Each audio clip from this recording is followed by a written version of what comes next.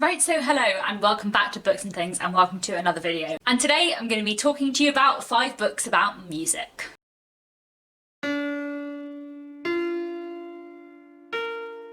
Those of you who have been watching for a while will know that I have an ongoing series called 5 Victorian Novels About, where I talk about 5 Victorian novels that deal with a particular theme or have a particular thing in them that links them all together. And I really enjoy doing those videos, so I thought I would start the same thing but for contemporary books, and just also have a 5 novels about series where I'll talk about contemporary modern books that deal with a particular theme. So today I'm talking about 5 contemporary novels about music.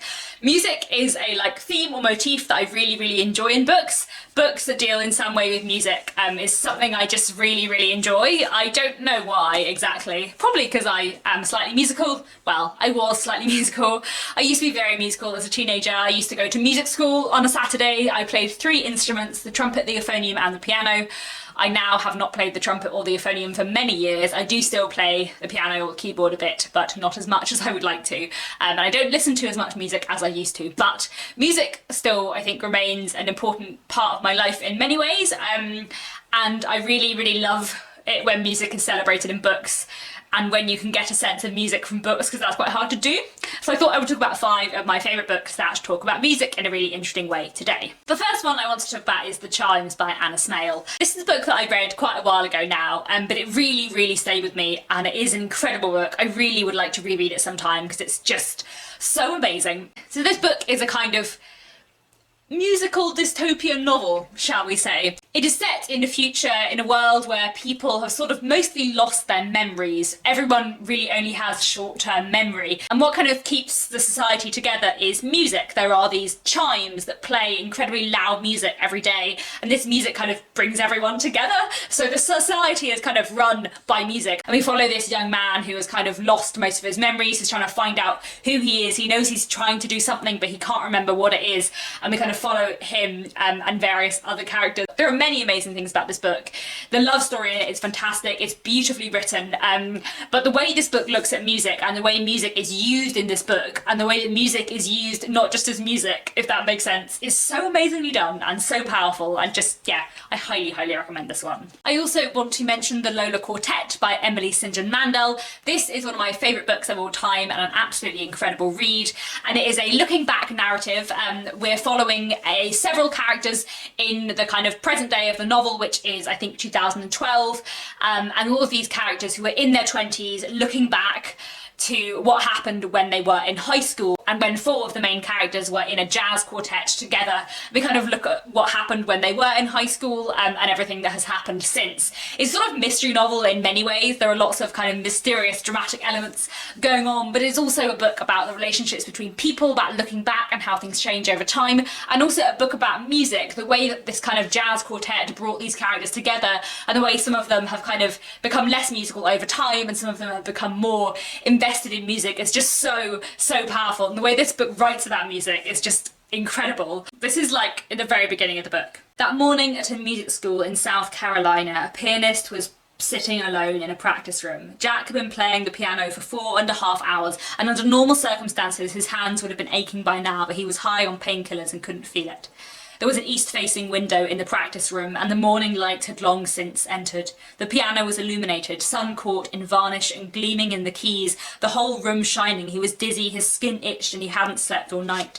His roommate had gone to Virginia to rescue a girl whom Jack had imperiled, and everything was coming apart around him. But so long as he kept playing, he didn't have to think about any of this, so he closed his eyes against the shine and launched once more into Gershwin's Rhapsody in Blue. I also wanted to mention The Name of the Wind by Patrick Rothfuss, and indeed its sequel, The Wise Man's Fear by Patrick Rothfuss, just the Kingkiller Chronicle series as a whole.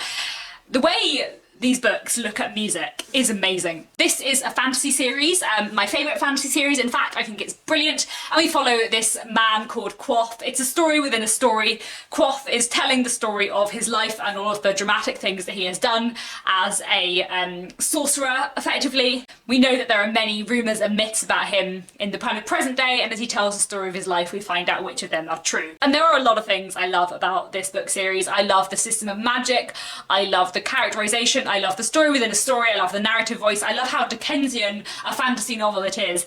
But one thing I love above all the rest of it, I think, in The Name of the Wind and its sequel is the way the books look at music.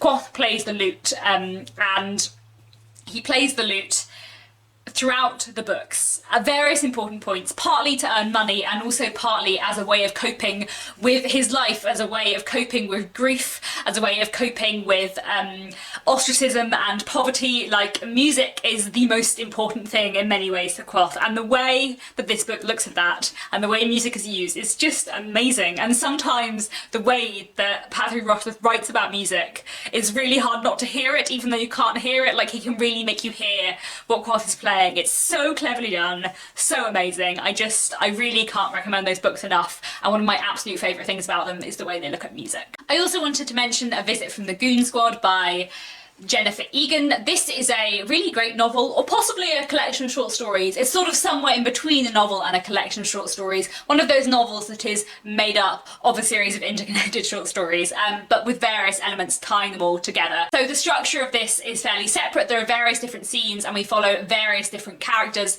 all of whom kind of link to each other in many ways, and many of whom are connected in different ways to the music industry. And I really like the way this book looks at music and the way it explores music and how music has changed in different time periods, and how different characters in different places at different points in the story kind of look at music and relate to music in a different way. It's so well written. I love Jennifer Egan's writing style, and I just think it's a really, really great read. And finally, I wanted to mention Davy Jones and the Six by Taylor Jenkins Reid. This is a novel I read earlier this year and absolutely loved. And this novel, its format is quite unusual. It is set up as transcript interviews with a particular band. And the premise of the novel is that these are the real transcripts with this band, Daisy Jones and the Six. The Six are a band, and then Daisy Jones is a solo singer who kind of joins them later. And the book looks at the music that they make, all of the complications within this band, the kind of drug problems that several of them had, and also the kind of very complex and tense relationships, especially between the lead singer of the Six, Billy, and Daisy Jones herself. It is so well done and so brilliant. The way this book looks at the music scene at this particular point in the second half of the 20th century, and the way it explores the tensions between all of these band members is so brilliant. And the way that Taylor Jenkins Reid writes about music and the way that she writes in all of the different characters' voices about music, it's just incredible. Like, you just believe that all of these songs are real and that you could go and listen to them. Like, it's just fantastically done, and I love the way this book explores the music industry and musicians and music itself and the power that music has. It's such a great book, really amazing. I would highly recommend it. I would also especially recommend the audiobook, because the book is set up as interview transcripts and they have different voice actors reading all of the different characters. It works incredibly well on audio, and I would highly recommend it. And yes, that is it for today. Those are 5 novels that I love which are about music. Please let me know down in the comments if you enjoyed this video, and if there are any other books that look really interestingly at music that you would like to recommend to me.